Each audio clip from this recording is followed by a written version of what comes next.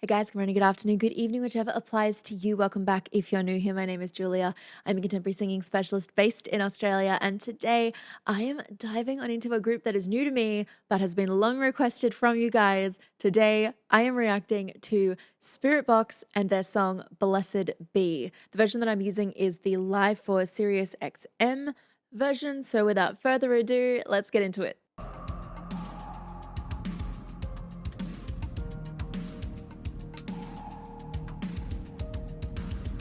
Alright, Liquid Metal, I don't mean to get all sappy, but I just want to say thank you so much for giving us the opportunity to be here with you.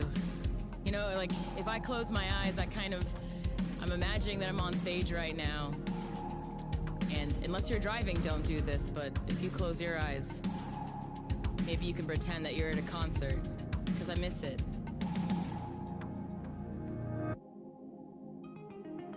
So this song's called Blessed Be. Let's go.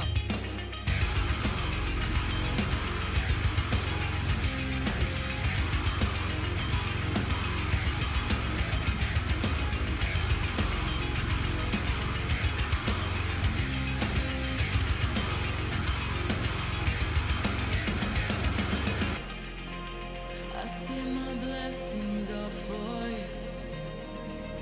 I feel it feed from the inside. I open up to adore you, but everything was just a crutch to preserve a lie. Serotonin line, a loaded gun. I am a coward. You pull me up into a place where there's nothing that's left for me but insecurity. And if I lose myself, let's see the I could survive in these chemicals for you. And only for a moment, just tell your bitch I could survive in these chemicals only for you. I say not. Okay.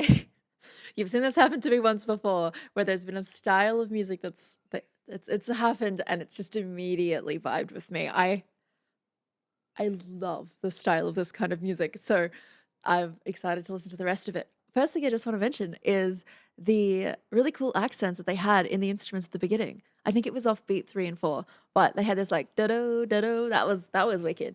I really want to go back and re-listen to that actually.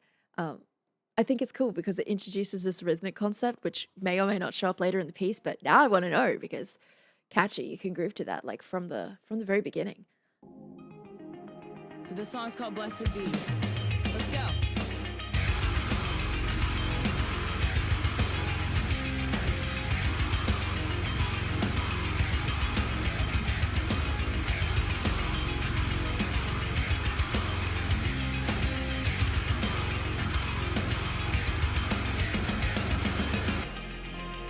I see my blessings all for you. I feel it feed from the inside. I open up. Feeling suspended in that music just because of the way that they've pulled back from that rhythmic idea and then the guitar work. I need to stop talking about the instruments. We're going to talk about the voice. So I believe that the lead vocalist for Spiritbox, her name is Courtney. I hope that's right, that I've remembered that right. But Courtney's showing some range. Like, where was it? Let me refind it, and then I will do a pitch check because it felt like it sat low, but not so low that the sound became aspirated or like so breathy you lose the pitch. Like you actually lose some of that core tone. It becomes almost like a nothing note. It was still fairly clear, so I just want to find out how far down she went with that. To adore you, but everything was just a crutch to preserve a lie. Da da da da do. Ooh.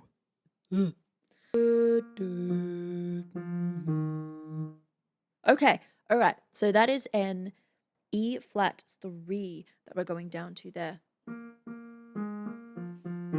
Cool. All right, so going down to that E flat 3, that's fairly low as far as female range goes. Yes, there are singers that can sing lower than that, but I mean, as far as range goes, the moment you start to enter that like F3, E flat 3, all the way down to like your C, that is typically viewed as like a lower range for a female vocalist. And you'll find that there are some vocalists who are like contraltos, probably don't find that range to be difficult at all to sing in. But for a lot of females who sort of fit into that soprano, mezzo, maybe not alto, maybe some altos would be comfy going down there as well. But like a voice that leans more towards like a soprano or a mezzo will probably find that particularly tricky because it's low. It's an E flat 3. Like that's not shabby at all, my goodness. And the fullness of her tone stays there. We get a little touch of breathiness that comes into it, but you do not lose the note at all. Let's re-listen to that. But everything was just a crutch to preserve a lie. Serotonin line, a loaded gun. I am a coward. You pull me up into a place where there's nothing that's left for me but insecurity. So she's so relaxed through this particular verse. I am finding it interesting. There's that duality of her voice is slightly husky. There's enough resonance for the sound to be clear. So she's using twang, which if you've watched any of my other videos related to formants and harmonics, twang is a acoustic phenomena which basically creates an extra resonating cavity, and that extra resonating cavity is basically another cavity in which the fundamental frequency and all of its harmonics above it can filter through, and it'll strengthen certain components. So twang gives you a perceived volume, which is typically interpreted as like a bright tonal quality to the voice. But my point is she's got this twang there so that there's clarity to her sound, but at the same time, her vocal approach is so relaxed. There's this almost like darkness to her tonal quality, which is so interesting because you have this brighter clarity from the resonance, but then you also have some darkness coming through from her range. I do think I can see a little bit of a tongue root, like getting in on the party there, so it could be helping her by assisting the larynx down, and that would also contribute to a slightly more woolly or a darker tonal quality to the sound. But regardless, I like the fact that her words are still clear and they carry well, and there doesn't sound like there's any form of tension as she ascends through her range thus far. I think I'll touch on the chorus later, but that chorus was so catchy, and there was some interesting juggling between twangy sounds, breathy sounds, releasing the breath, and like just a few different kinds of onsets that she was using. So let's keep going and see what we find. And if I lose myself, blessed be I could survive in these chemicals for you. And only for your mind. Just out of reach I could survive in these chemicals only for you. I say my blessings are for you. You say blessed be the fool who looks at the eyes just to listen in frequency. It's just a crutch to ignore you. Serotonin like a loaded gun. I am a coward. You pull me up into a place where there's nothing that's left for me but insecurity. Wow, okay. The thing I was just talking about with like some subtle breathiness that's coming into her tone at times, she's really hamming that up in the second chorus. Goodness. All right, okay. Let's chat about that, because that was an awesome demonstration of how you can effectively use aspiration to continue building tension, even though the sound itself is, it's breathy. It doesn't have much presence to it, but it can have an emotional presence, which in combination to other things can still cause the piece to build. Like, I'm so ready for this chorus, which I cut off. I'm so ready for this chorus again. What? Let's quickly chat on that. I might have referred to them before, or Caption Julia might have referred to these before. When we are talking onsets and offsets, that's pretty much just, it pretty much just means like the start of the sound and the end of the sound. So the onset refers to what's happening at the vocal folds at the beginning of the sound, and then the offset is how you're ending it. So what might be happening at the vocal fold level there. She's done a couple of interesting things with both onsets and offsets thus far, but I have noticed they lean more towards expelling air. So let's just hash out how she would be getting this aspirated quality, because in the second verse, there's a lot more of it compared to the first, which tells me that that's probably a very deliberate decision on her part, because otherwise it would just be breathy all the time. And you do get some singers who just can't control their aspiration, and we're about to break down how aspiration occurs so that you guys can understand it and apply the concept to throughout a phrase. It doesn't necessarily need to even be the onset, but throughout the phrase or for other singers, when you hear it, you'll kind of understand what's going on. When we're talking about an onset, it means the start of the sound. And for sung vocals like this, which are relatively clean, as in not using harsh vocal setup, but relatively clean, we're talking about the beginning of the sound at the vocal fold level. So if we're not quite familiar with where the vocal folds are, they sit horizontally within the larynx. So depending on whether you're male or female, the larynx might sit a little bit lower, or whether, or it might sit a little higher. So for women, our larynxes tend to sit a little bit up. For men, your larynx might have dropped, and then because men go through a lot of vocal change size-wise in comparison to female voices, the thyroid cartilage can jut forward, and then you get the Adam's apple. Anyway, so at the vocal fold level, that thyroid cartilage, which is the cartilage that sits at the front, so it sits like this. That's not exactly what it looks like. Please take this as an approximate example of me just trying to give you an idea of where these things could be. I'll probably pop up a diagram at the same time. Caption Julia, please. Thank you. Lovely. Love your work. If we were to imagine this larynx as it is in a person, if I've covered, let's pretend this is a supersized thyroid cartilage, if it's at the front of the larynx and I just like pop it out and put it this way, does that make sense? So the front is like here and now it's there. So the vocal folds, they are attached to the thyroid cartilage at the front, but they're also attached to some more cartilages at the back. So let's pretend that we've taken this thyroid cartilage, we've taken it off here, and then we put it to the side. But now what I want to do is I want us to imagine that it's now at this particular orientation. So thyroid cartilage at the bottom, and then we have our vocal folds, or the vocalis muscle and all of its layers that are around it, and mucosal layers and other lovely gooey things which happen over the vocal folds, or are part of the vocal folds rather. They are attached to the thyroid cartilage at the front and are attached to our arytenoid cartilages at the back. So when we're talking about an onset, we're typically referring to the open and close phase of the vocal folds. So it is closed, and then when you breathe, it opens, and then it's closed again. So this is for the movement of breathing. The vocal folds are not just a simple movement, though, of open and closed. They have another way that you can view open and closed, and that is from bottom to top. So let's take our thyroid cartilage and put it back up this way. So the vocal folds are like that. Now let's make them big with my hands. Basically, they're going to move from bottom to top in a wave formation. So this wave basically starts at the bottom, and then they attach at the top, and then they move out again. So this closed formation means that the vocal folds can stay closed for longer periods of time, or they can stay open for longer periods of time.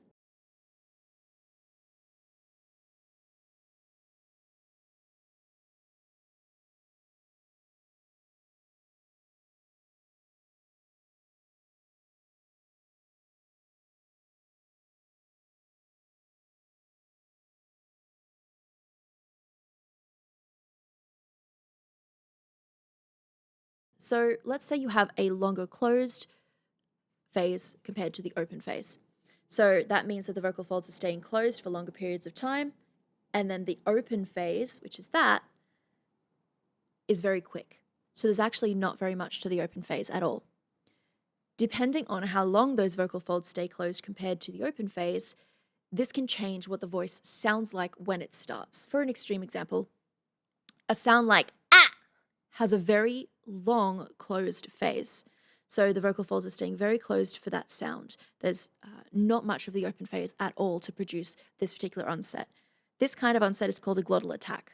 I wouldn't advise using a glottal attack onset if you're trying to look after your vocal health, purely just because when you have a very long closed phase, you're building up a lot of what's called subglottic pressure. So the glottis is the space between the vocal folds, subglottic meaning below. So when the vocal folds are closed for a longer period of time, you're building up a lot of subglottic pressure.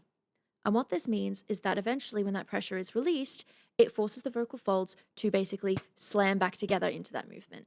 And it does that hundreds of times per second, depending on what pitch you are singing. So in A4, in order to sing that note, your vocal folds are vibrating 440 times per second. So, if you have enough of those, you wind up causing some kinds of trauma to the vocal folds. It's called phonotrauma. Typically, you'll get like some swelling, perhaps, and part of a contributing factor to that is because when it is doing that motion, you can get a shearing effect happening at the same time. So it winds up being not a very nice experience for your vocal folds if you're constantly using glottal attack onsets and are trying to persist with that kind of onset throughout. Some people have a really fast rebound time from those kinds of vocal choices, but just letting you know, there's a lot of pressure being built up there, so the response at the vocal fold level is going to be a little more aggressive. Anyway, so that is when it's got a prolonged or a longer closed phase compared to the open phase. Now, what if we have the opposite? So the open phase is longer than the closed phase. Well, you're going to let a lot more breath through because the vocal folds are open. The breath is going to be able to go through. It's not closed long enough to build up any kind of subglottic pressure. So you wind up with a very breathy sound. So if the longer closed phase looked like this, of course, this is a terrible example, but from bottom to top, they're closed for longer periods of time. Very short open phase. Let's say the aspirated version, and of course, please don't take this as a... this is just using my hands to try to describe something. It's not a realistic... it's not like a modeled version of exactly what the size and speed of these things might look like. It's just to make it a little more obvious for us to understand what's actually happening down there. The open phase might look like this. So they've touched, and then they're open. And then they touched, and then they're open. So it's the opposite. And then we get a lot more breath coming through into that sound, and that is what we call an aspirated onset. And when you sing with an aspirated tone, if there's lots of breath coming through, that generally means that the open phase at the vocal fold level is longer than the closed phase. Some people can get away with a balance between an aspirated sound and something that does have a little more fold closure without necessarily going all the way to your glottal attack. So think of those as kind of like the extremes of what can happen at that onset. We have a lot of closed phase and a lot of open phase, and those are like our extremes. And then of course we have like variations of each within the middle, a perfect balance being called a simultaneous onset, where the breath flow and the vocal folds are moving at the same time. It's the healthiest onset because basically everything's working together beautifully. There's not too much subglottic pressure, or there's no subglottic pressure at all really being built up in the same way that it is for the glottal attack onset. And then of course we have one that's a little bit longer on the closed phase, but regardless, you can imagine that there's like a gradient between how long the vocal folds are closed compared to the open part of the phase. So for the aspirated sound, which is what we're focusing on here, we can in fact choose whether we want something to stay aspirated, or like what Courtney is doing, she's varying between that open vocal fold phase, which gives us that aspirated sound. She's varying that with things that do have a little bit more fold closure, and it means that we're not losing all of the presence of the sound. And I guess if we want to look at a distinct comparison, if we listen to the first verse, we have a little bit of aspiration. So for the majority of the time, she's staying in like a fairly balanced open-close phase, if you will, at the vocal fold level. This is slightly different to vibratory mechanisms because that's how much of the vocal fold is actually touching. But we're in first register here, so it's the full fold that's touching, which is why I'm giving that example. The first verse, we have things that lean a little bit more cleaner, that are more balanced, that have more presence of sound. And then in the second verse, we can actually hear the breath coming through in the singing. So this is a great side-by-side comparison of a vocalist who can do both. If she wants more breathiness in the sound, she'll put it there. In the beginning, were we a little aspirated? Yeah, sure, but not in comparison to the second verse. The second verse had a hell of a lot more aspiration in there, and I would strongly suspect she's done that for emotional effect, because she's already demonstrated that she could do it differently if she wanted to. Anyways, I hope that made sense, and that's a little bit interesting for you to know a little bit more about how the vocal folds work. That is how an onset works, and then for our offset, we also have a choice of, do we want to glottal the end, which is basically we jam the vocal folds together to stop the breath coming through, or do we just let them go open and become nothing? So we got a little bit of a mishmash of both happening in this particular song. Anyways, so we're going to keep going. I want us to re-listen to that. Take note of the breathiness that she's using, and just know that her vocal folds are giving her a longer open phase to facilitate letting that breathiness through. Oh, actually, there is another way that you can get breathiness in your sound, and this is less of an onset related thing and more of a maybe your vocal folds just do this thing. So for some people, let's return to our vocal folds. So thyroid cartilage at the front, we've gone to the sides, but if we have just gone from the front forward and then we've tipped them down, we've looked at that. Okay, so there are the vocal folds. Nice. Hopefully we're at the same orientation with each other. Some people have a vocal fold chink.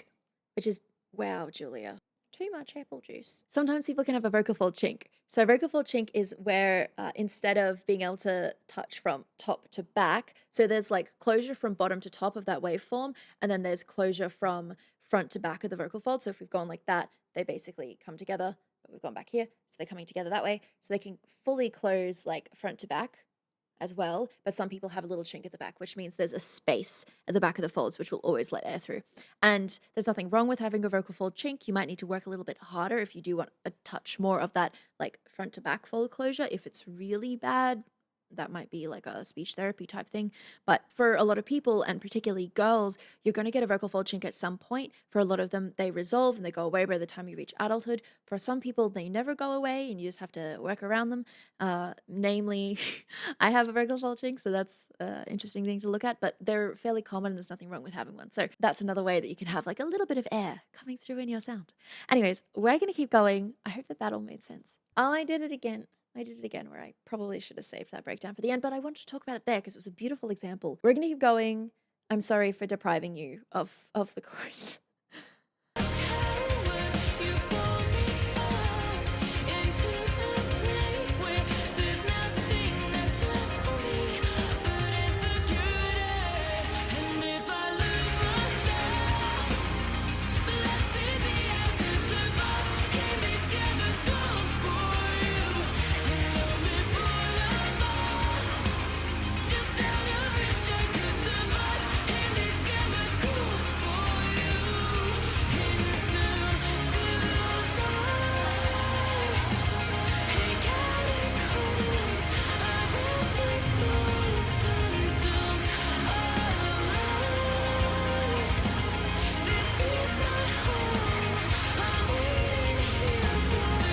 Okay, I love that. She is a lot more pulled back on the vocals. We've got that aspiration coming through, but it is a little bit, they're not like busy phrases. She's not having to use a lot of words really, really quickly throughout the entire duration of the music. There's a lot of space in her phrasing. I love that contrasted with what's happening on the guitar work there. That is so fun and I'm hyped. It's getting me really hyped for whatever's going to happen next. This is a great bridge. I really want to listen to that again because something about that fast guitar work, and it's only just peeking through. It's not very obvious in those layers. It's like it's present, but it's not like dominating the sound at all. Let's go back and re-enjoy that.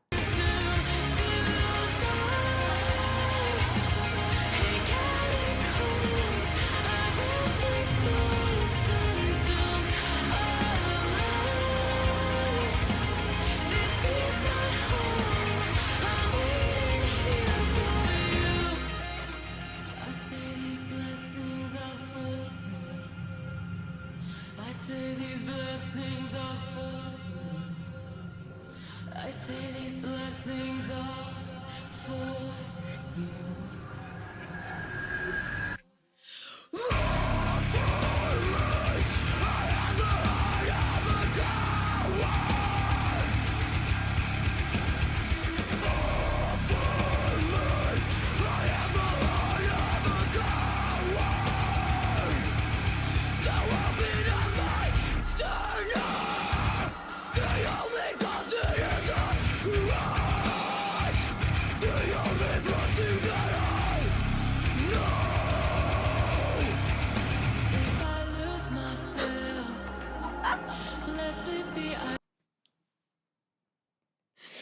Oh my god, sorry. She dropped out of that at like the harsh vocals like they were nothing. It just went back to this like pure, beautiful, like ethereal sound just immediately. And it was so interesting just the differences in what her face was doing for the harsh vocals in comparison to when she just went back to this section here. I'm sorry, that took me by surprise. I had like a feeling that something was coming, only just because like you guys have done this to me before, but also the way that the music was set up. Like I was anticipating something. The moment there was that guitar work in the bridge and then it like completely pulled back again, that feeling of suspense was like right back there. And I was like,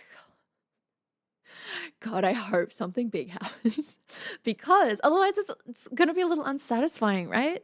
Because it's going to be a little unsatisfying if like something doesn't happen. So I I wasn't necessarily expecting that, but I was certainly expecting something, either like a big chorus or maybe like a huge modulation with a lot of sound and power in the vocals happening, something else coming through in the instruments, maybe like a ripper of a guitar solo, just something to like satisfy that suspenseful feeling that the bridge builds. Like, yeah, anyway, I really want to go back because the harsh vocals I feel contributed a lot emotionally. I feel like it added a lot. And from what I've listened to thus far, I don't necessarily automatically equate harsh vocals with like an aggressive or an angry lyric. I don't get that feeling at all from them, unless, of course, the lyrics are actually being aggressive or are angry. Um, what I do find them to be is an amazing vehicle for delivering really, really raw emotions.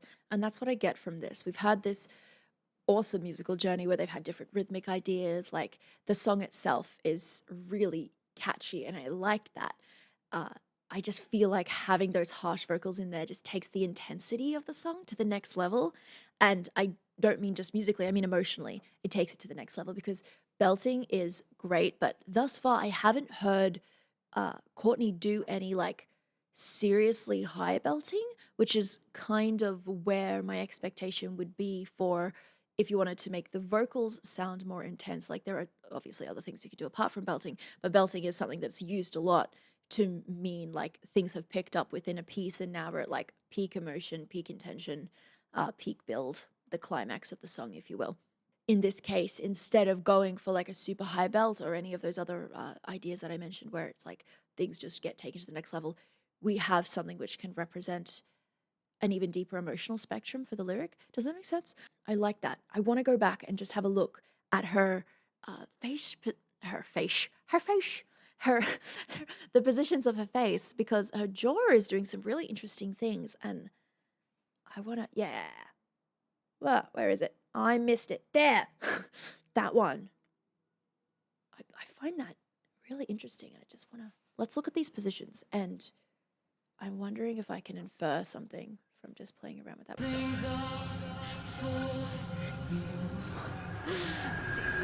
Suspense.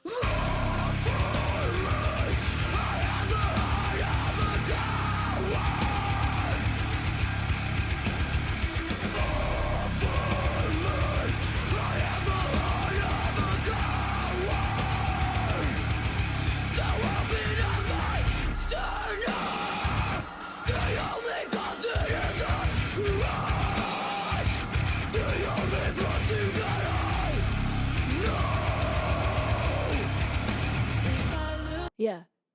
And that just like picture perfect change. Wow. Wow, wow, wow. Okay. So yeah, let's pause on this one. It looks like there's a tension point going from the tip of her nose down through her mouth all the way to her chin, and it's in a position that's slightly further back. And it's on the notes that are lower. If we go back and we have a listen to the screams, which are slightly higher pitched, and I'm not going to refer to them as like high, mids, and lows as like a label, I'm just referring to the pitch that I can hear within this, because I'm yet to learn how to divvy up my understanding of high, mids, and lows across like the female screaming spectrum, only just because I've listened to a few of the male vocalists who use extended singing techniques or harsh vocals, and the spectrum, the range rather, of their high, mids, and lows, I'm not sure yet whether I can like, put it immediately over females using harsh vocals, because there is some physical differences there that are going to change, like, what is or isn't possible.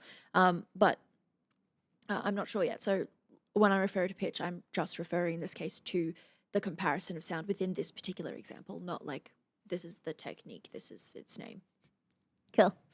So let's go back and have another little listen, because it certainly sounds like when she's at a higher pitch in the scream, her mouth is a little more open, the chin is not necessarily pushed back, and then for the sounds that are lower, the chin is pushed back. We have that like tension. I don't know if it's going from the nose tip, but it looks like it is because she's got this pull in the top lip, like that shape. It's very distinct. And then the chin itself is like moving, and we've got this like this shape that's going on. Anyway, I want to rewatch that. Interesting.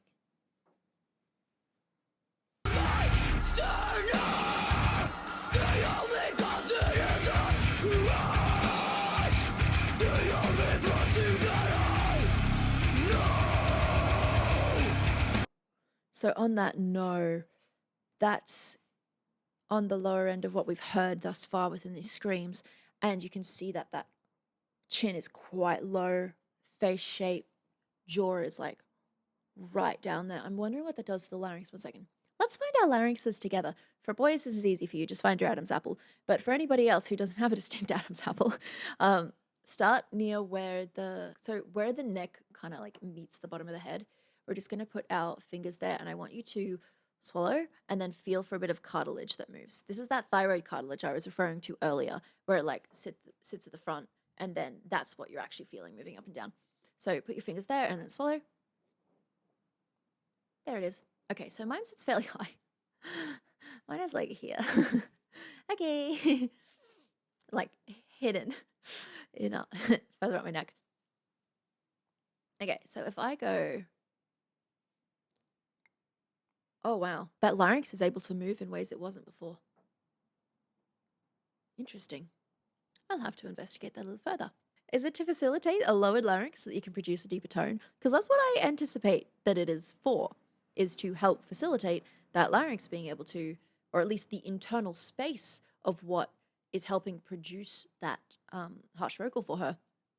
That space is able to facilitate the lower tonality that's coming through in it. Anyway, that's the questions, musings for when I'm daydreaming in the future, I guess. Let's listen to the end. We're almost through. This has been great. If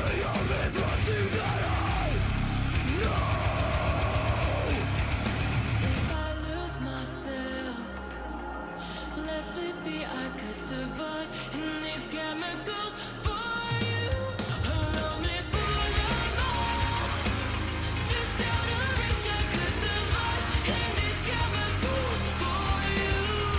And to die in catacombs of restless bones consumed alive. This is my home. I'm waiting here for you. Cool. That was awesome. Catchy. Nice. If as funnily enough, I probably could imagine this being on like the radio.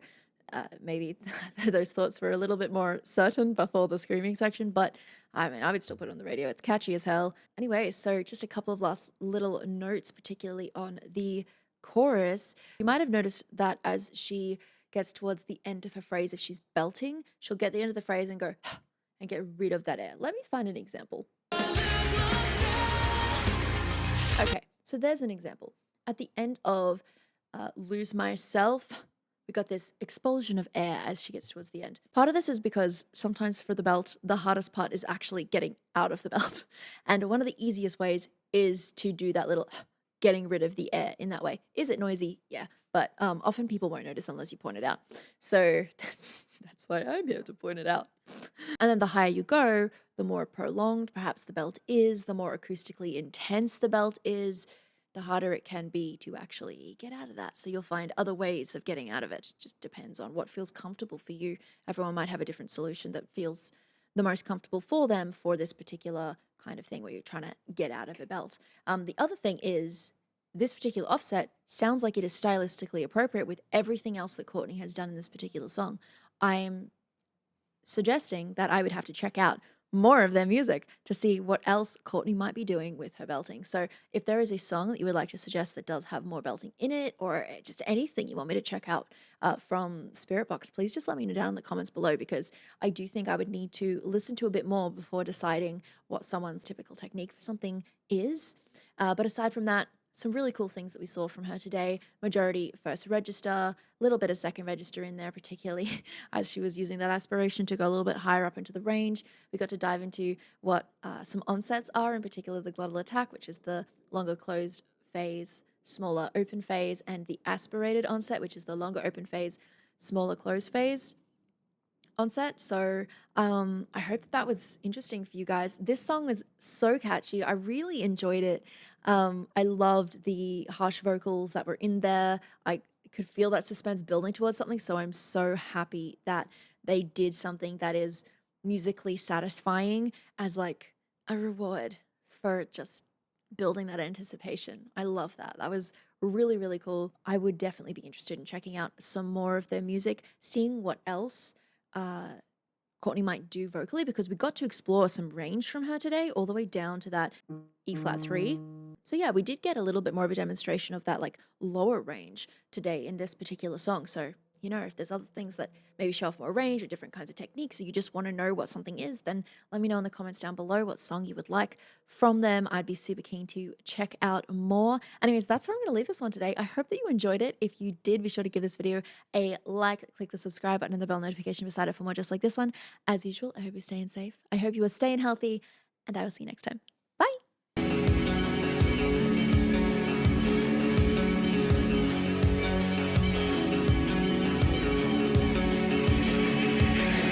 Okay, so a B flat floor, wow. I quit. I can't be vocal coach, I can't even talk. No, I'm kidding.